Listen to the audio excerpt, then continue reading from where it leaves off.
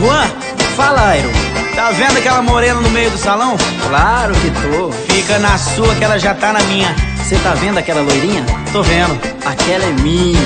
Ah, tranquilo então, parceiro. Vamos cantar esse shot pra elas? Vamos? Simbora sim. Então vai lá.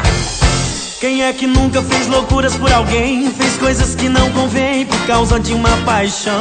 Eu quero ver quem nunca namorou escondido, romance proibido, um amasso no portão. Quem é que nunca foi tentar ganhar um beijo pra satisfazer o desejo e ganhou um beliscão?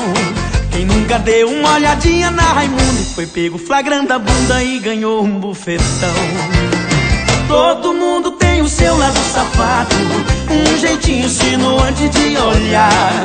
Conforme a situação, com segunda intenção, dá um jeito de escapar. Mas tem caso que é muito perigoso, tem caboclo arriscando a própria vida. Tem gente que é de veneta, dá um jeito e pula cerca e come a fruta proibida. É, parece que elas gostaram, hein, parceiro? Pois é, só que os dois que estão dançando com elas gostaram muito mais.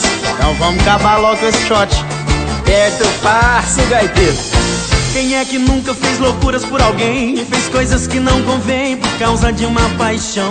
Eu quero ver quem nunca namorou escondido, romance proibido, um amasso no portão.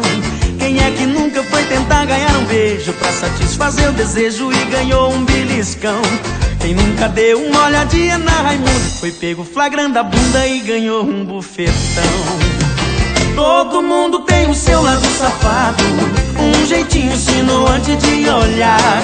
Conforme a situação, com segunda intenção, dá um jeito de escapar. Mas tem caso que é muito perigoso, tem caboclo arriscando a própria vida.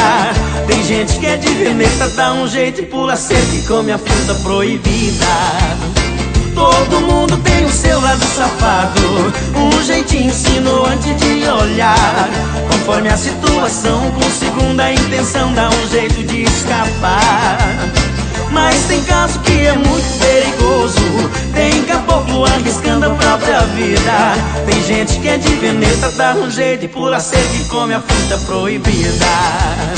Tem gente que é de veneta, dá um jeito e pula cerca e come a fruta proibida.